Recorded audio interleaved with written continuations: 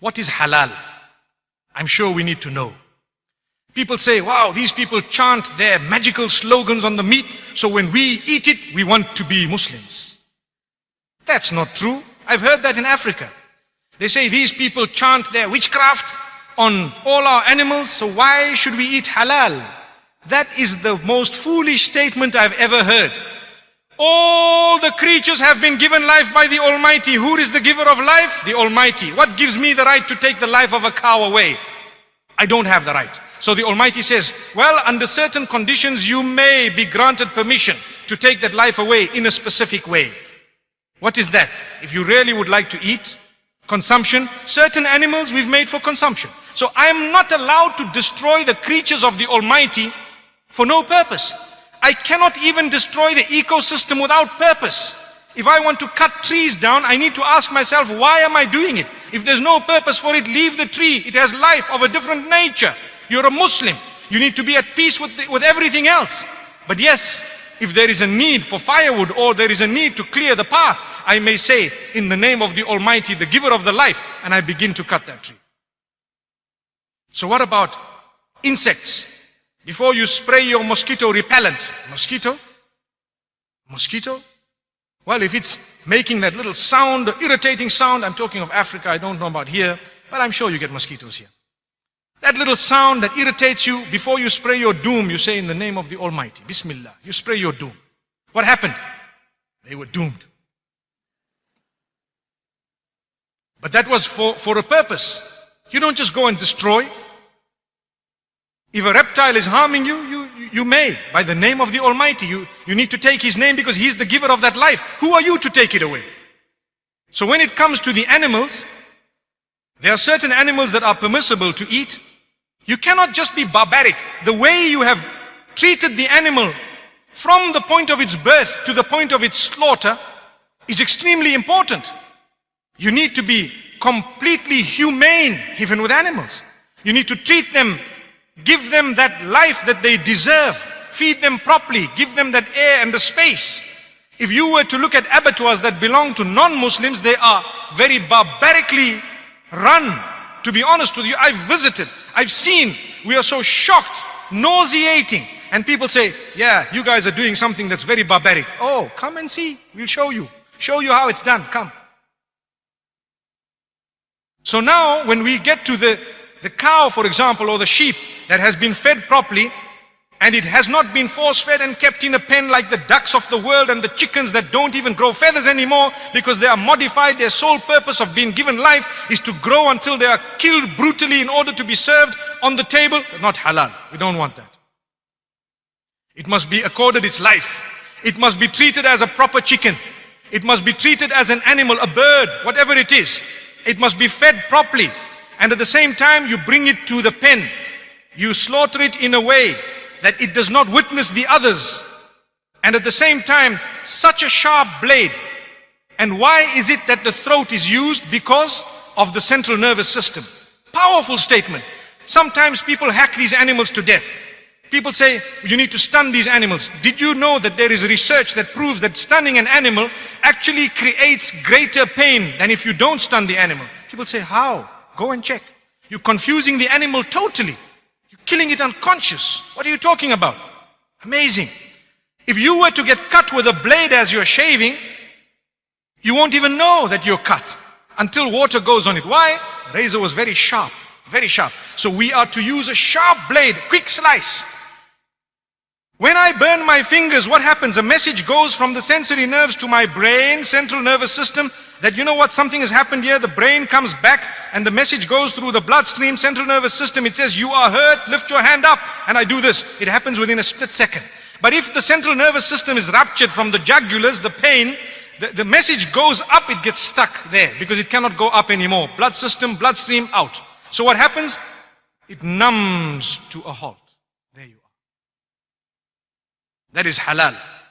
If you were to slice it, the message will not go from the bottom to the top, nor from the top to the bottom, because the jugulars are gone. Windpipe and food pipe. And you have to take the permission of the giver of that life when you are slaughtering it. If not, we don't want to eat that. You have stolen it from the property of God. Allahu Akbar. How can you just cut an animal? Who are you? Who are you to take that life away? You need to say, in the name of the giver of the life here, I'm taking this by your permission. Such a humane way, beautiful. That is termed halal. You are taking the life away. And this is the original system of the Jews and the Christians. It is the original system that was taught by all the messengers. Islam adopts it quite strictly, and so does Judaism. And I'd like to think Judaism adopts it even more strictly. Go and study, you will find it. Same system. So why do people pick on halal? It in fact is the most humane way. In fact, it is the way of being protected from horse meat. Allah protect us, yes. And the supervisors will ensure that things are happening. They will tell you, we guarantee you that this thing was done properly. And guess what? It's not a horse, my brother. Amazing. That is halal. May Allah subhanahu wa ta'ala grant my explanation, the understanding in your minds. It is a privilege and honor to eat something that was slaughtered by the name of the giver of the life. To say only for eating purposes, consumption, we took into consideration every rule that you have put, and we have actually fulfilled everything. So we hope we will now get the blessing of the food that we put into our mouths. If not, I'd rather eat the vegetables. May Allah protect us, really. That contain some parts of a pig and also parts of dead animals, or that which has not been slaughtered according to the Sharia. So what I'd like to say is, what we need to know, what is your connection with Allah? How important is Allah and His Rasul sallallahu alayhi wasallam in your life? Do you give them preference? Would you compromise your relationship with Allah?